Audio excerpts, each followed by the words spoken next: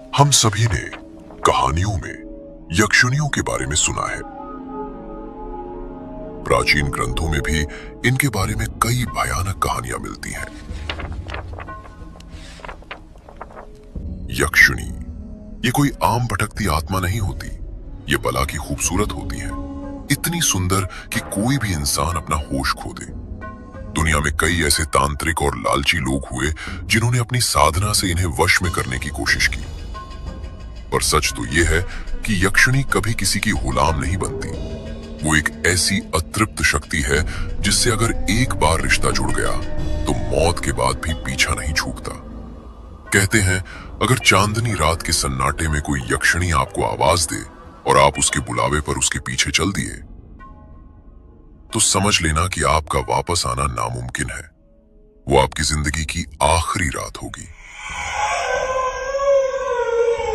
और आज की कहानी भी ऐसी ही एक चांदनी रात से शुरू होती है। नीलांचल के घने जंगलों के बीच से गुजरती एक सुनसान सड़क पर दो दोस्त अपनी कार से सफर कर रहे थे। जंगल इतना घना था कि दूर दूर तक किसी गांव या इंसानी बस्ती का नामो निशान भी नहीं था। कार में रवि और आकाश बातें करते हुए आगे बढ़ रहे थे। तभी अचानक कार खराब हो गई और सड़क के बीचों बीच रुक गई। रवि और आकाश दोनों कार से बाहर निकले। उन्होंने देखा कार की इंजन से धुआं निकल रहा था। अरे यार, कार को भी अभी खराब होना था। इंजन बुरी तरह ओवरहीट हो गया है। मुझे लगता है रेडिएटर जवाब दे गया। शायद इसीलिए इतना धुआं निकल रहा है। आकाश, मैंने तुझसे कहा था निकलने से पहले कार चेक करवा ले, पर तुझे तो जल्दी मची थी। अब इस जंगल में हमें मैकेनिक कहां से मिलेगा? रवि यार, अब बहस करने से कुछ नहीं होगा। इंजन ठंडा करना पड़ेगा वरना यहीं फंसे रह जाएंगे। देख, गाड़ी में पानी की बोतल है क्या? भाई, पानी की एक ही बोतल थी जो तूने आधे घंटे पहले खत्म कर दी थी। अब हमारे पास एक बूंद भी पानी नहीं है। अरे यार, अब क्या करेंगे? इंजन तो आग उगल रहा है और बिना पानी के ये स्टार्ट भी नहीं होगी। भाई, कहीं ना कहीं से तो पानी का जुगाड़ करना ही होगा वरना यहीं फंसे रह जाएंगे। कार का इंजन बहुत ज्यादा गर्म हो चुका था और पानी की एक बूंद भी नहीं बची थी। रवि और आकाश दोनों उम्मीद से जंगल की तरफ देखने लगे। शायद कहीं पास में पानी मिल जाए। उसी वक्त आकाश की नजर सड़क किनारे लगे एक पुराने से बोर्ड पर पड़ी जिस पर लिखा था नील सरोवर। अरे रवि, देख, वहां क्या लिखा है? नील सरोवर। शायद पास ही कोई तालाब या झील है, वहां हमें पानी मिल सकता है। हाँ यार, और ये बस 2 किलोमीटर दूर है, हम आराम से जा सकते हैं। रवि, चल कार से पानी की बोतल ले लेते हैं और जल्दी से सरोवर से पानी लेकर आते हैं। ज्यादा देर इस जंगल में रुकना ठीक नहीं लग रहा। आकाश ने कार से अपनी बोतल निकाल ली और दोनों पानी लेने के लिए सरोवर की ओर चल पड़े। चांदनी रात होने के कारण सब कुछ साफ दिखाई दे रहा था। कुछ देर चलने के बाद दोनों सरोवर के पास पहुंच गए। चांद की रोशनी में सरोवर का पानी चांदी की तरह साफ दिखाई दे रहा था। पानी इतना शांत और गहरा नीला था कि उसे देखकर मन में सुकून कम और दहशत ज्यादा हो रही थी। आकाश, मेरा पेट कुछ ठीक नहीं लग रहा। मैं जरा हल्का होकर आता हूं, तब तक तू सरोवर से पानी भर ले। रवि हल्का होने के लिए झाड़ियों की तरफ बढ़ गया और आकाश खाली बोतल लेकर सरोवर की ओर बढ़ने लगा। जैसे ही आकाश पानी के करीब पहुंचा, उसकी सांसें थम सी गईं। सरोवर के बीचों बीच शांत और नीले पानी में एक औरत नहा रही थी। चांदनी की रोशनी उसके भीगे बदन पर पड़कर उसे किसी चमकते हीरे जैसा दिखा रही थी। उसके शरीर पर गहरा नीला मखमली कपड़ा था जो पानी के अंदर लहरों के साथ लहरा रहा था। उसके घने काले बाल पानी की सतह पर फैले हुए थे और उसकी गर्दन से टपकती बूंदें चांदनी में मोतियों जैसी चमक रही थी। आकाश जैसे किसी गहरे जादू में खो गया। उसने अपनी पूरी जिंदगी में इतनी बेमिसाल खूबसूरती नहीं देखी थी। वो औरत धीरे धीरे पानी से बाहर निकलने लगी। जैसे जैसे वो किनारे की तरफ बढ़ रही थी, उसकी खूबसूरती और भी निखरती जा रही थी। उसकी आंखें नीली थीं और चेहरे पर एक ऐसी मुस्कान जो किसी का भी कलेजा चीर दे। आकाश की सुध बुध गायब हो चुकी थी। वो भूल गया कि वो कहां है और क्यों आया है। वो बस उस औरत के मोहपाश में बंध चुका था। वो औरत पानी से बाहर आई और सीधे आकाश की आंखों में देखते हुए उसकी ओर बढ़ने लगी। आकाश के कदम वहीं जम गए और उसका दिल जोर जोर से धड़कने लगा। कौन हो तुम? क्या तुम्हें नहीं पता कि रात के इस पहर में नील सरोवर के करीब आना कितना खतरनाक हो सकता है? मेरा नाम आकाश है। हमारी कार खराब हो गई थी, इसलिए पानी की तलाश में यहां चले आए। वैसे आप कौन हैं? और अगर ये सरोवर इतना ही खतरनाक है तो आप इतनी रात को अकेले क्यों नहा रही हैं? आपको डर नहीं लगता? मैं नीलाक्षी हूं। मुझे डर कैसा? मैं तो बनी ही इस रात के लिए हूं। सूरज की रोशनी मुझे चुभती है, इसलिए मैं सिर्फ रात में ही बाहर निकलती हूं। आकाश, तुम बहुत थके हुए लग रहे हो। देखो, सामने उन घने पेड़ों के पीछे मेरी एक पुरानी हवेली है। वहां तुम्हें पानी भी मिलेगा और आराम भी। क्या तुम मेरे मेहमान बनोगे? क्या मेरे साथ वहां चलोगे? नीलाक्षी की आवाज में एक जादू था जिसने आकाश की सोचने समझने की शक्ति को पूरी तरह सुन्न कर दिया। उसे अब ना तो अपने दोस्त रवि की चिंता थी और ना ही अपनी कार की। उसकी आंखों के सामने बस नीलाक्षी का वो खूबसूरत चेहरा और उसकी रहस्यमयी मुस्कान थी। उसने बिना कुछ सोचे समझे नीलाक्षी के उस जानलेवा बुलावे को स्वीकार कर लिया। नीलाक्षी धीरे से मुड़ी और हवा में तैरते हुए कदमों के साथ जंगल की घनी पगडंडी की ओर बढ़ने लगी। आकाश भी किसी कठपुतली की तरह उसके पीछे पीछे उस घने और डरावने जंगल के बीच खींचता चला गया। कुछ देर बाद रवि झाड़ियों से बाहर निकला और सरोवर के पास आया।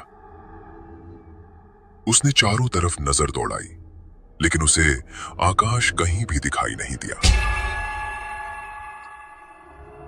आकाश, आकाश, यार कहां है तू? सन्नाटा इतना गहरा था कि रवि को अपनी ही आवाज की गूंज सुनाई देने लगी। उसे थोड़ा डर महसूस हुआ, पर फिर उसने खुद को दिलासा दिया। लगता है मैंने ज्यादा ही टाइम लगा दिया। आकाश डरपोक है। पक्का वो अकेले घबरा गया होगा और गाड़ी के पास वापस लौट गया होगा। मुझे भी वहीं जाना चाहिए। रवि तेजी से मुड़ा और उसी पगडंडी पर चलने लगा जो वापस कार की तरफ जाती थी। उसे अंदाजा भी नहीं था कि उसका दोस्त अब वहां है ही नहीं। इधर आकाश नीलाक्षी के पीछे पीछे हवेली पहुंच गया। बाहर से देखने पर हवेली किसी प्राचीन खंडहर जैसी लग रही थी।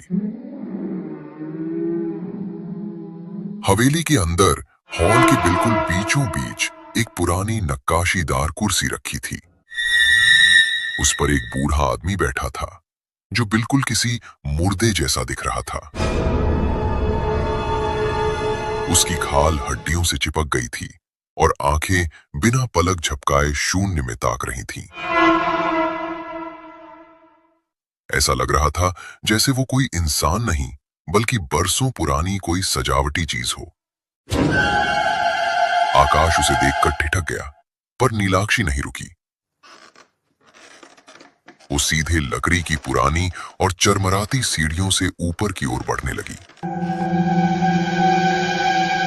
नीलाक्षी की चाल में एक अजीब सा खिंचाव था, जिसके वश में होकर आकाश भी बिना कुछ बोले उसके पीछे पीछे ऊपर की ओर खिंचा चला गया। ऊपर पहुंचकर नीलाक्षी सीधे अपने बेडरूम में चली गई। आकाश भी उसके पीछे पीछे कमरे में चला गया। जैसे ही आकाश ने कमरे में कदम रखा, कमरे का दरवाजा बिना किसी आहट के अपने आप बंद हो गया।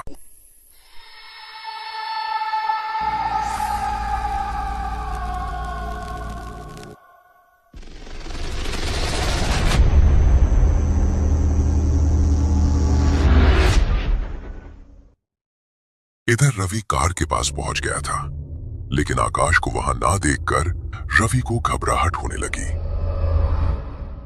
आकाश, आकाश, यार कहाँ है तू? हे भगवान, ये आकाश कहां गायब हो गया? आकाश, यार कहाँ है तू? रवि पागलों की तरह यहां वहां आकाश को खोज रहा था। तभी अचानक उस भयानक सन्नाटे को चीरती हुई एक आवाज आई। ये किसी औरत के पायल बजने की आवाज थी, जो घने जंगल के अंदर से आ रही थी। ऐसा लग रहा था जैसे कोई औरत इस डरावनी रात में बेखौफ होकर घूम रही हो। अरे, ये तो किसी औरत के पायल की आवाज है। इतनी रात को इस वीरान जंगल में कौन हो सकता है? पायल की आवाज सुनकर एक पल के लिए तो रवि बुरी तरह डर गया, पर फिर उसने सोचा कि शायद गांव की कोई लड़की हो जिसे इस जंगल के रास्तों का पता हो। शायद उसने आकाश को कहीं देखा हो और वो उसे ढूंढने में उसकी मदद कर सके। अपने डर को दबाकर रवि उस पायल की आवाज का पीछा करने लगा। वो तेज कदमों से जंगल के उस घने अंधेरे के अंदर दाखिल हो गया जहां से पायल की आवाज आ रही थी। कुछ दूर चलने के बाद रवि के कदम अचानक रुक गए। सामने का नजारा देख रवि की आंखें फटी की फटी रह गईं। वहां फूल के पेड़ के पास एक लड़की खड़ी थी। वो लड़की इतनी खूबसूरत थी कि इस खौफनाक जंगल में उसका होना किसी सपने जैसा लग रहा था। उसने गहरे नीले रंग के लिबास पहने थे जो चांदनी में चमक रहे थे। पेड़ के नीचे फूलों से लदी एक छोटी सी टोकरी रखी थी, जिससे पूरे माहौल में एक खुशबू फैली हुई थी। रवि उसे देखता रह गया। एक पल के लिए वो अपना सारा डर भूल गया।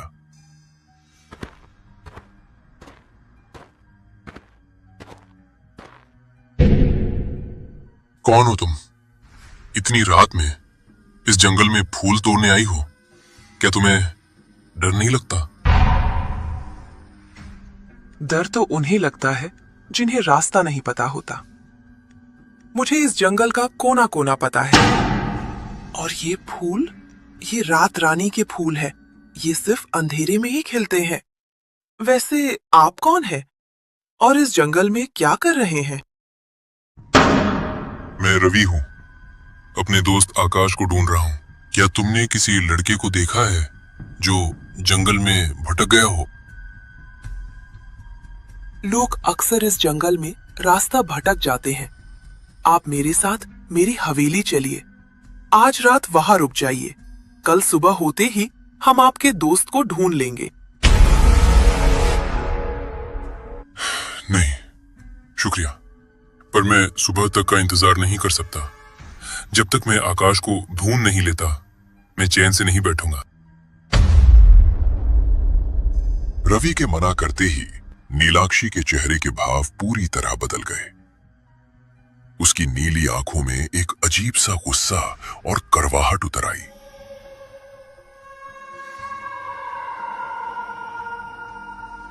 उसने एक शब्द भी नहीं कहा और ना ही रवि की तरफ दोबारा देखा। अपनी फूलों की टोकरी वहीं पेड़ के नीचे छोड़कर वो तेज कदमों से घने जंगल की झाड़ियों के बीच ओझल हो गई। अरे, मैंने ऐसा क्या बोल दिया कि ये बिना कुछ बोले ही चली गई? अपनी टोकरी भी यहीं छोड़ गई। अजीब औरत है। नीलाक्षी के जाते ही रवि को यह एहसास हुआ कि वो उस अनजान जंगल में बिल्कुल अकेला रह गया है। चारों तरफ फैली वो डरावनी खामोशी उसे अंदर तक झकझोरने लगी। घबराहट में उसने चारों तरफ नजर दौड़ाई। वो एक ऐसी जगह खड़ा था जहां से दो रास्ते अलग अलग दिशाओं में जा रहे थे। रवि बुरी तरह हड़बड़ा गया। उसे याद नहीं आ रहा था कि वो किस रास्ते से आया था।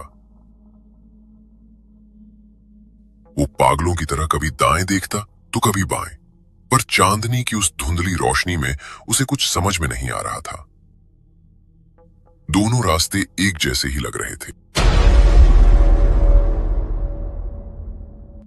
मैं किस तरफ से आया था?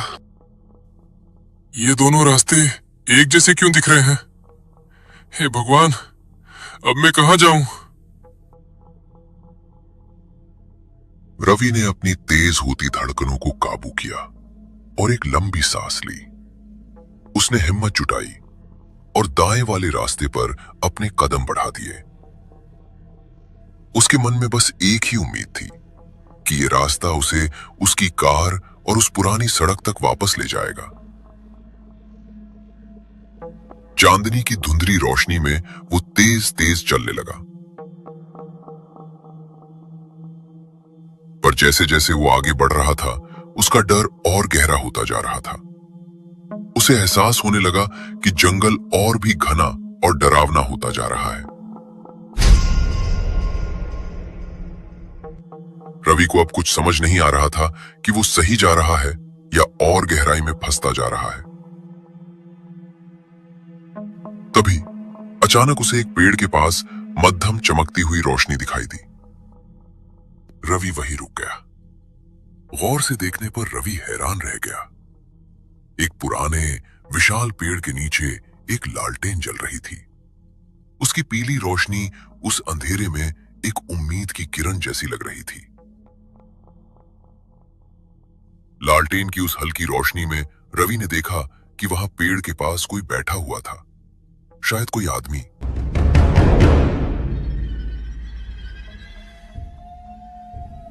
अरे, कौन है वहां? इतनी रात में इस घने जंगल में कौन हो सकता है? कहीं ये आकाश तो नहीं? इसी एक छोटी सी आस ने रवि को हिम्मत दी। वो दबे पांव उस रोशनी की तरफ बढ़ने लगा। जैसे जैसे वो करीब जा रहा था, लालटेन की रोशनी में उस आदमी का साया और साफ होने लगा। आकाश, भाई, क्या ये तू है? आकाश!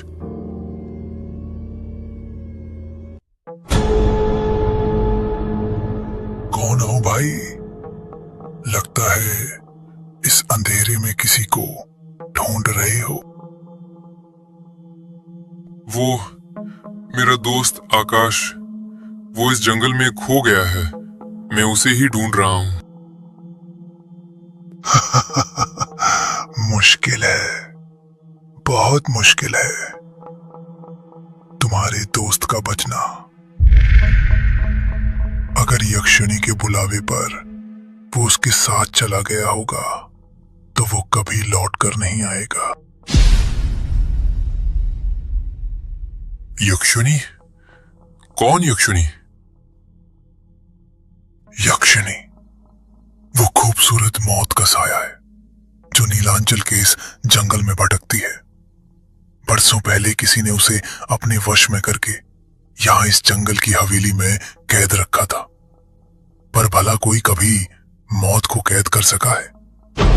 वो अक्सर ऐसी चांदनी रातों में शिकार पर निकलती है, जवान मर्दों का शिकार। वो अपनी खूबसूरती के जाल में उन्हें उलझाती है और फिर उन्हें उस पुरानी हवेली की उन दीवारों के पीछे ले जाती है जहां से आज तक कोई जिंदा वापस नहीं लौटा। रवि को उस बूढ़े की बातें डरावनी कम और बेतुकी ज्यादा लगने लगी थी।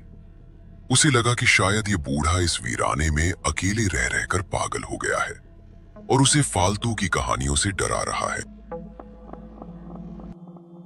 देखिए बाबा, ये यक्षिणी वक्षिणी की कहानियां किसी और को सुनाइएगा। मैं इन सब फालतू बातों को नहीं मानता। सीधा सीधा पूछ रहा हूं, अगर आपने मेरे दोस्त आकाश को कहीं जाते देखा है तो साफ साफ बता दीजिए, वरना रहने दीजिए। रवि की बात सुनकर उस बूढ़े के चेहरे पर ना तो गुस्सा आया और ना ही कोई हैरानी। उसने बस अपनी झुकी हुई नजरों से एक बार रवि को देखा, जैसे वो उसके आने वाले कल को देख रहा हो। फिर उसने मध्यम जलती हुई अपनी पुरानी लालटेन उठाई और बिना पीछे मुड़े धीरे धीरे उस घने जंगल की ओर बढ़ने लगा। रवि वहीं खड़ा उसे जाते हुए देख रहा था। कुछ ही पलों में वो बूढ़ा अंधेरे में ओझल हो गया। पागल बुढ़ा, खुद भी डरा हुआ है और दूसरों को भी डरा रहा है। यक्षिणी कहानियां सुना रहा है जैसे कोई फिल्म चल रही हो। आकाश भी पता नहीं कहां छिपकर बैठा है। रवि ने एक बार फिर उस दिशा में देखा जहां वो बूढ़ा गायब हुआ था। अब वहां सिर्फ काला अंधेरा था।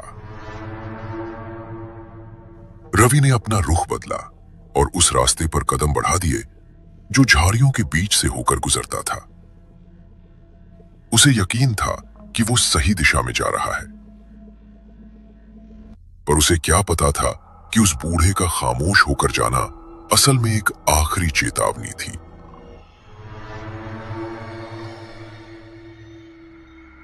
रवि उस बूढ़े की बातों को दिमाग से निकालकर कुछ ही दूर आगे बढ़ा था कि अचानक उसकी नजरें सामने जम गईं। चांदनी की सफेद रोशनी में उसे एक साया साफ दिखाई दिया। सामने रास्ते के बीचों बीच एक शख्स पीठ किए खड़ा था। उसकी कद काठी, उसके कपड़े, सब कुछ बिल्कुल आकाश जैसा था।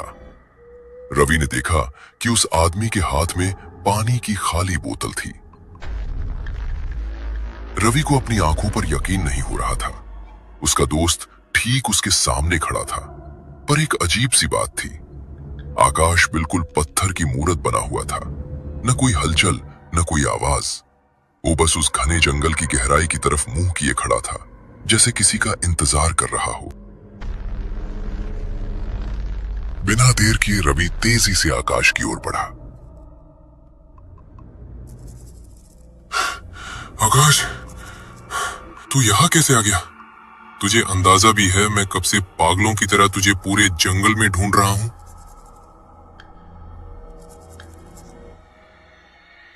बोल क्यों नहीं रहा है कुछ? आकाश, खाली बोतल लेकर यहां रास्ते के बीचों बीच क्या कर रहे तू? मैं रास्ता भटक गया था, पर अब मुझे रास्ता मिल गया है। पास ही नील सरोवर है। चल पानी भर लेते हैं और फिर यहां से निकल जाते हैं। आकाश ने रवि की तरफ एक बार भी नहीं देखा। रवि को अपने दोस्त का यह व्यवहार बहुत अजीब लग रहा था, पर वो चुपचाप आकाश के पीछे पीछे चलने लगा। रवि और आकाश कुछ ही देर में नील सरोवर के पास पहुंच गए। आकाश बिना कुछ बोले सीधे पानी के किनारे जाकर खड़ा हो गया। वो बिल्कुल स्थिर था, जैसे किसी गहरी सोच में डूबा हो।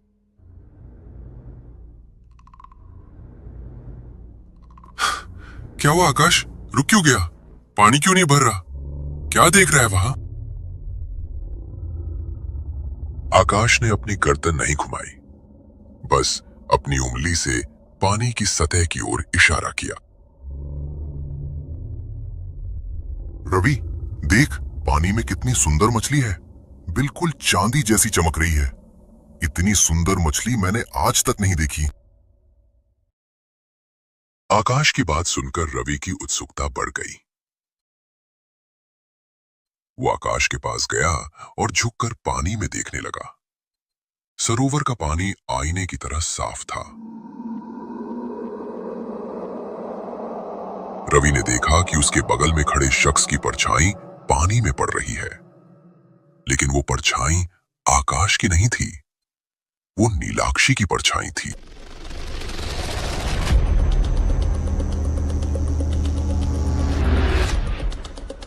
इससे पहले कि रवि पीछे हट पाता या संभल पाता, आकाश ने बिजली की फुर्ती से अपने दोनों हाथ बढ़ाए और रवि को पानी में धकेल दिया। रवि की चीखें उस ठंडे पानी की गहराइयों में कहीं दफन हो गईं।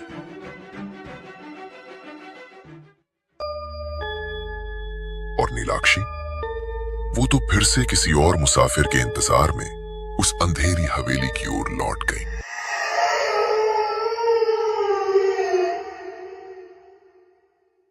क्या आपको यक्षिणी की ये खौफनाक कहानी पसंद आई? अगर हां, तो इस वीडियो को लाइक करें और ऐसी ही और कहानियों के लिए हमारे चैनल को सब्सक्राइब करना ना भूलें। और हां, कमेंट में हमें बताएं कि आप रवि की जगह होते तो क्या करते।